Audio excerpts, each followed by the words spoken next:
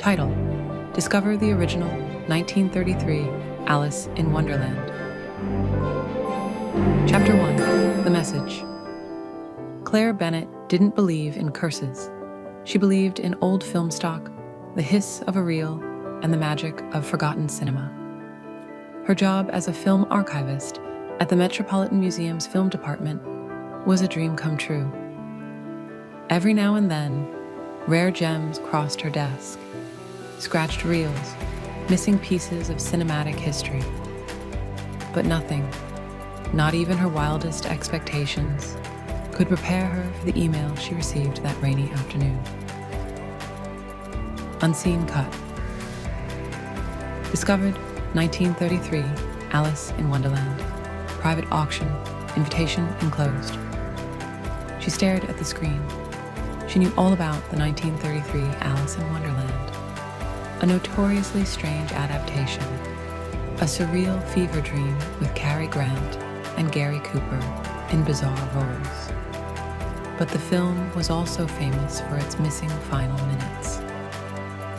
Rumors swirled that the director had gone mad, that actors had quit mid-production, that accidents followed the crew, and most curiously, that anyone who claimed to have seen the cut scene disappeared. But Claire wasn't one to let rumors stop her. If this was real, it would be one of the biggest discoveries in film history. She clicked the invitation without hesitation. Chapter 2: The Auction. The auction took place on a damp Friday night in a forgotten theater hidden among New York's winding alleys. The entrance was a cracked marquee with letters missing, flickering with half-dead neon light. Inside, collectors and film enthusiasts sat in eerie silence, the air heavy with anticipation. When the auctioneer finally unveiled the tin reel, the room exhaled as one. The final cut of Alice in Wonderland, 1933, the auctioneer whispered, almost reverently. Claire's heart pounded. She had to have it, and after a tense bidding war, the reel was hers. As the auctioneer handed her the canister, he leaned in close, his voice barely audible. "Be careful with it. Some things are better left unseen." Claire gave him a nervous smile and left. But as she stepped out into the cold night, the hairs on the back of her neck prickled, like she had just taken something that wasn't meant to be found. Chapter 3: The First Viewing. That night, Claire set up her old projector, eager to see what no one had seen in nearly a century. She loaded the film, feeling her excitement rise as the reel clattered into place. The movie began with a flicker. The familiar scenes played out. Alice chasing the white rabbit, the tea party, the Queen of Hearts. But something was different. The characters' smiles were too wide, their eyes too hollow. Claire leaned in closer, and then the missing scene began. Alice wandered into a forest, following a mirror image of herself. The reflection's grin was strange, almost predatory. The camera zoomed in until the two Alices were face to face, and the reflection whispered, "Are you watching, Claire?"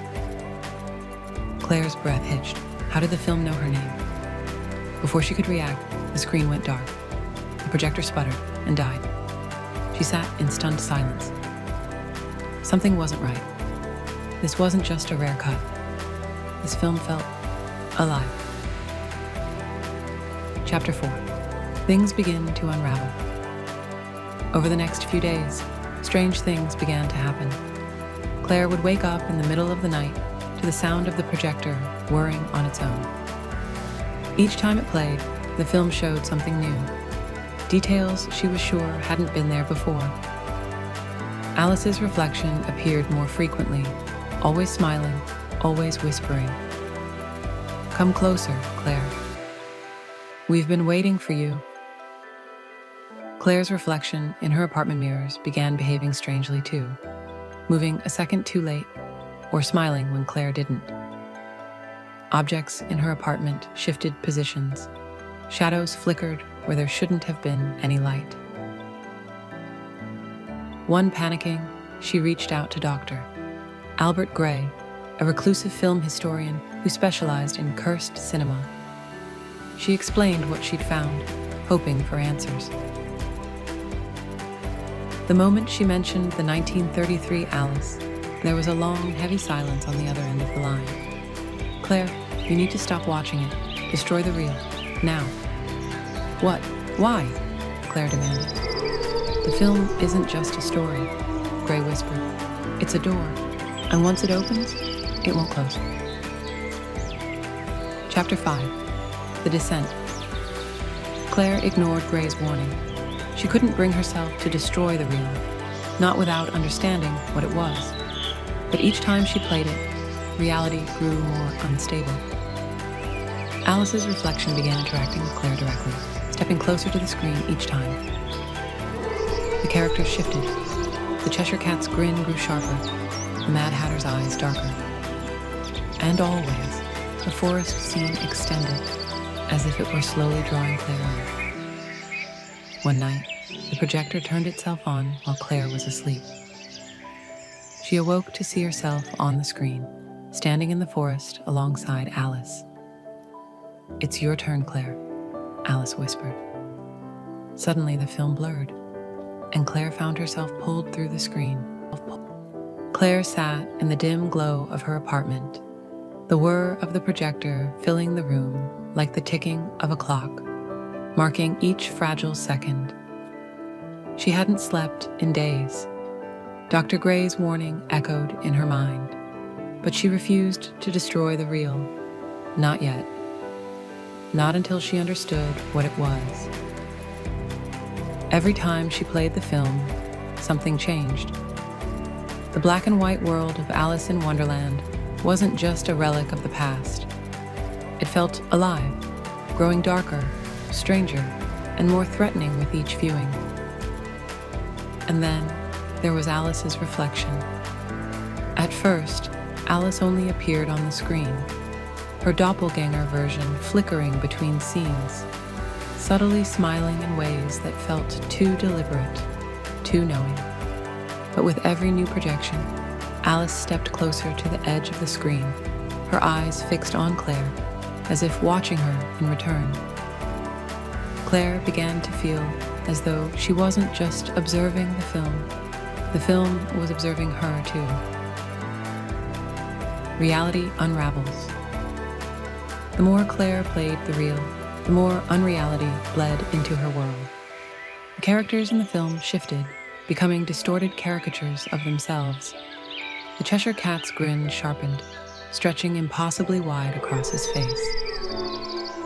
His eyes seemed to follow Claire from the screen, no matter where she stood. The Mad Hatter's eyes grew darker, his hat slumping as though heavy with secrets. His gaze seemed to pierce through the screen, and whenever Claire paused the film, it felt as if he was waiting for her, always waiting, always watching. And the forest scene kept growing. Each time she played the reel, the forest extended further, its twisting trees multiplying, its paths becoming more tangled. It felt as though the film was pulling her closer to its center, drawing her deeper into a narrative she couldn't escape. At night, Claire's dreams were invaded by the same eerie whispers.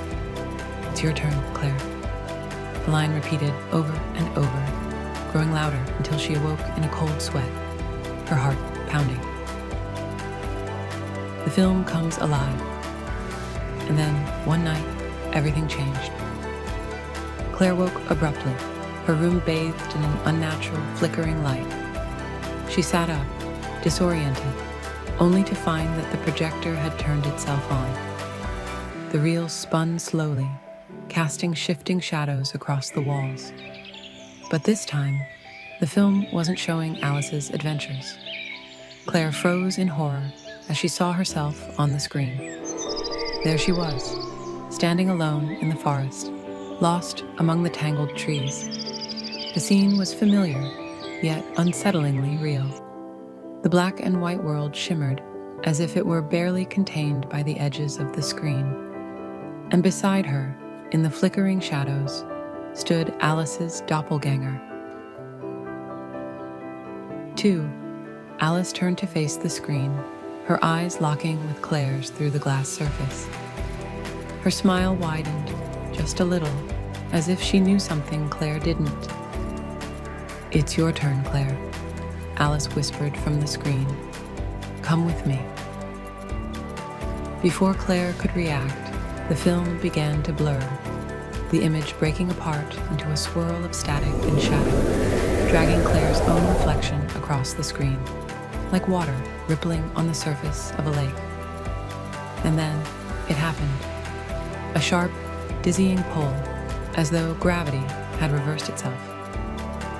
Claire felt her body being dragged, her apartment, the projector, and the room around her dissolving into streaks of black and white. She tried to scream, but the sound was swallowed by static. Through the looking glass, the screen gave way, and Claire fell, plunging through the flickering frame, through the forest that had haunted her dreams. She tumbled downward, deeper into the strange, shifting world of the film. When she landed, the ground beneath her feet was cold and soft, dead leaves scattered across forest soil. She looked up, her heart pounding. She was standing in the very same forest from the reel. The world around her was muted, as though drained of color and life. The trees twisted unnaturally, their branches curling like claws. The mist clung to her skin, cool and damp, and whispers floated through the fog, faint and teasing. Claire spun around, panic clawing at her chest, and there they were, emerging from the shadows, just as they had in the film, the Cheshire Cat, the Mad Hatter, and Alice's doppelganger. The Cheshire Cat's grin stretched impossibly wide, his sharp teeth gleaming. The Mad Hatter tipped his hat, his expression unreadable but somehow menacing, as if greeting an old friend. And then there was Alice's reflection, standing still, her black eyes glinting with quiet amusement. "Welcome to Wonderland, Claire," the Mad Hatter said, with a low, sing-song voice. "Stay a while, or stay forever." No way out. Claire's pulse raced. This couldn't be real. She had to wake up, had to find some way back. But no matter which way she turned, the forest stretched endlessly in every direction, paths looping back on themselves. She ran, branches scraping her arms, whispers swirling around her like a twisted lullaby. But it was useless. The forest shifted and folded, every path leading her right back to where she started. Alice's doppelganger followed her calmly, always appearing at the edge of Claire's vision. No matter how fast Claire ran, Alice never rushed. She walked with quiet purpose, as if time itself bent to her will. The whispers grew louder, closing in around her, words tumbling over one another. "There is no end, Claire, only the story." Claire's chest tightened with panic. She stumbled through the endless maze of trees, the weight of those words sinking deep into her bones, trapped in the tale. She couldn't tell where the film ended and reality began. Was she still in her apartment, dreaming? Or had she been part of this cursed story all along? The forest seemed to pulse, alive and waiting for her next move, as if the very act of running fed it. Every step she took brought her deeper into the narrative's grip. Just as Claire felt herself slipping into despair, a soft, golden light appeared in the distance. It was faint, barely more than a glimmer, but it cut through the mist like a lifeline. She knew instinctively this was her only chance. With every ounce of strength she had left, Claire sprinted toward the light, her breath ragged, the laughter of the figures chasing her like shadows. She pushed forward, bursting through the thick fog, and that was when she saw it. The reel. It hung suspended in the air, spinning slowly, the scenes of her life flickering across it. Her apartment, her nights alone, the memories of all the hours she spent chasing stories that no one else cared about. And standing beside the reel, waiting patiently, was Alice's doppelganger. Her black eyes glimmered with something like triumph. "It's your turn, Claire," she whispered. "Endings or beginnings. Finish the story or stay forever." Chapter 6. Into Wonderland. Claire stumbled to her feet, disoriented. The air was thick with mist. She was standing in the same black and white forest from the film. Twisted trees loomed overhead, and strange figures began to emerge from the fog. The Cheshire Cat, grinning wider than ever, the Mad Hatter tipping his hat as if greeting an old friend, and Alice's doppelganger, her eyes dark and knowing. "Welcome, Claire," the Mad Hatter said, his voice soft and menacing. "Stay a while, or stay forever." Claire's heart pounded. She realized with growing horror that she was trapped inside the film. There was no way out unless she could find the end of the story. She ran through the forest, but the paths twisted and looped back on themselves. Time and space folded, trapping her in a never-ending loop. And the figures pursued her, laughing and whispering, "There is no end, Claire, only the story," her mind spinning. The air was thick with mist, curling around her like cold fingers. Her surroundings felt strange, dreamlike, too familiar, yet completely wrong. She was standing inside the same black and white forest from the film, its twisted trees looming above her like gnarled hands reaching from the sky.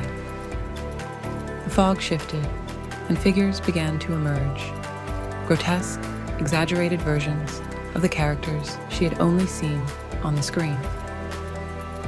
The Cheshire Cat appeared first, grinning far wider than seemed possible, its teeth glinting in the dim light. It floated lazily in the air, its slitted eyes tracking her every movement. Then came the Mad Hatter, tipping his crooked hat, his eyes gleaming with a strange familiarity. He looked at her as though he had been waiting a long time for her arrival. And then she saw her, the doppelganger. It was Alice, or at least some twisted, shadowed version of her, with wide, knowing eyes that reflected no light. She stood silently, watching Claire with an expression that teetered between amusement and pity. "Welcome, Claire," the Mad Hatter purred, his voice soft and sinister. "Stay a while, or stay forever." Claire's heart pounded against her ribs as panic surged through her veins. The fog thickened, and the air grew heavy with the whispers of these strange, smiling figures. She backed away, but the forest shifted around her like a maze, paths twisting, folding back on themselves, leading nowhere. The figures began to circle her, laughing quietly, their voices weaving together into a strange, hypnotic chant. "There's no end, Claire, only the story." She turned and ran. A maze without end. The forest seemed alive, as if it was reshaping itself, but with every step she took. Every path she tried looped back to where she started, twisting reality into an endless spiral. She sprinted through the mist, her breath ragged, but there was no escape, just more endless turns and crooked paths that dissolved into shadows. Her mind reeled as time and space folded in on themselves, trapping her in a maddening loop. The ground beneath her feet felt unreal, like the flickering edges of a film frame, constantly shifting between one scene and the next. And always, just out of sight, the figures followed her. The Cheshire Cat drifted through the mist, his grin always there, just beyond her vision. The Mad Hatter's footsteps echoed behind her, soft but constant, his voice whispering strange riddles. Did you find the beginning, or did the beginning find you? And Alice's doppelganger, she never ran, she only walked, slowly and deliberately, always appearing wherever Claire tried to flee. There is no way out, the doppelganger whispered. Only the story. The story never ends. Caught between frames. Claire's breath hitched as her surroundings flickered like frames of an old film. One moment, she was running through the forest, and the next, she was back in her apartment, the projector humming quietly. But just as she thought she was free, the forest would pull her back in. Reality and fantasy blurred, the two worlds bleeding together. She was caught between them, trapped in the flickering reel, just another scene in a film that had no ending. Her head spun as a terrible thought took root. What if she was part of the story now? What if she had always been? The figures whispered and laughed, circling ever closer. A glimmer of hope. Just when Claire was about to collapse, when every ounce of hope had been drained from her, she saw something strange up ahead. A soft golden light shimmered in the distance, cutting through the thick fog. With no other options, Claire ran toward it, her lungs burning, her legs aching. The laughter of the figures followed her, louder now, as if they knew she was close to something important.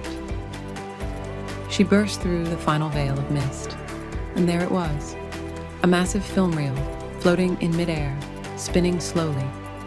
The same reel she had seen before, but this time, the images on the reel were scenes from her own life. Claire's apartment, the long, lonely nights, her obsession with lost films, chasing stories that refused to be found. The images flickered, spinning endlessly on the reel, like her life had been folded into the film itself. And there, standing beside the reel, was Alice's doppelganger. Her dark eyes gleamed, and that unsettling smile curled across her face once more. Endings are beginnings, Claire, she whispered. Finish the story, or you'll never leave. Chapter 7. The Final Choice. Just as Claire was about to give up, she stumbled upon a massive film reel, spinning slowly in midair. On the reel, scenes from her own life flickered. Her apartment, her loneliness, her obsession with lost films. Alice's reflection appeared beside her, smiling. Endings are beginnings, Claire. Finish the story, or you'll never leave. With no other choice, Claire reached out and stopped the reel. The forest began to dissolve, breaking apart into static and shadow. Time unraveled. Claire stumbled through the tangled forest, her breath ragged, the oppressive silence pressing against her like a suffocating shroud. She was ready to collapse, ready to give up, until she saw it. Suspended in midair, glowing faintly in the surrounding darkness, was a massive film reel, slowly turning. Her heart hammered in her chest as she approached it. The frames flickering across its surface were not from Alice in Wonderland. They were moments from her own life. Her apartment, cluttered with film canisters and old reels. Her loneliness, haunting her in quiet moments late at night. Her obsession with lost films, consuming everything until nothing else remained. The scenes repeated, frame after frame, as though her life had been captured and wound into this cursed reel. A cold shiver ran down her spine as a familiar presence appeared beside her. Alice's reflection, grinning from ear to ear with that unsettling, knowing look. Endings are beginnings, Claire, the reflection whispered, her voice playful yet laced with menace. Finish the story, or you'll never leave. Claire's hands trembled. How? she whispered, her voice hollow. How do I finish it? The reflection leaned closer, her eyes glittering like fractured glass.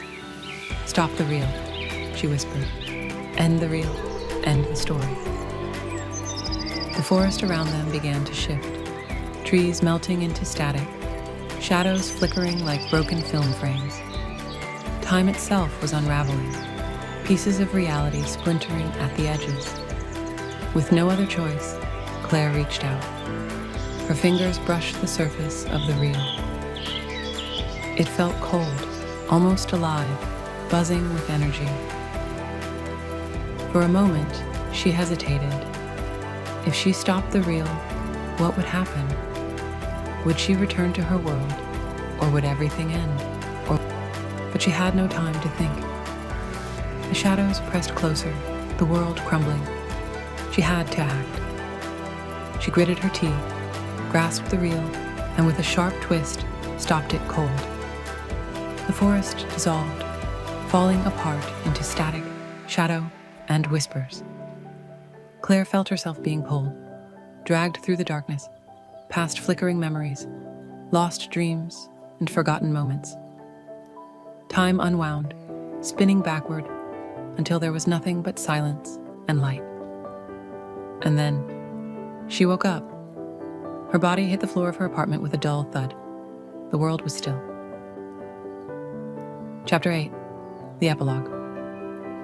Claire gasped as she woke up on the floor of her apartment. The projector was off. The reel was gone, burned to ash. She sat up, trembling. It was over, or so she thought. Her phone buzzed. It was Dr. Gray. You made it back, he said.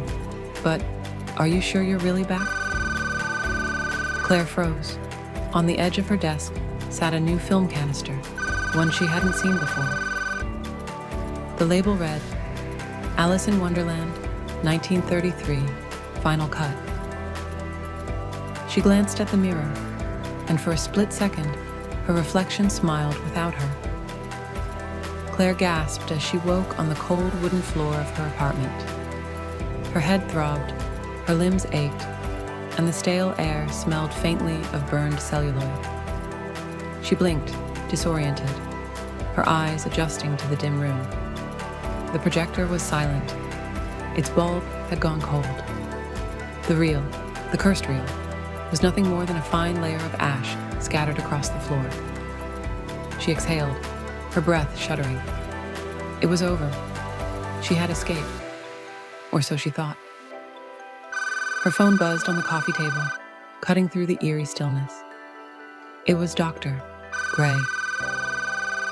She snatched it up, relief washing over her as she pressed the phone to her ear. Claire, Gray's voice rasped on the other end. You made it back. Claire's throat tightened. I did, she whispered, as if saying it aloud would make it true. There was a pause on the other end of the line, one heavy with unspoken dread. But Claire, are you sure you're really back? The words hit her like a splash of cold water. Her pulse quickened, and her gaze flicked toward the projector. It sat there, lifeless and still. But then her eyes drifted to the desk across the room. Her stomach dropped. Sitting on the desk was a film canister. She hadn't seen it before. Her breath hitched as she stood, heart pounding in her chest, and slowly made her way to it. The canister gleamed under the soft glow of the desk lamp. Her hands shook as she turned it over. There, on the metal surface, was a label, written in a neat, cursive hand. It read, Alice in Wonderland, 1933, Final Cut. Claire's heart stopped. How? She had burned the reel.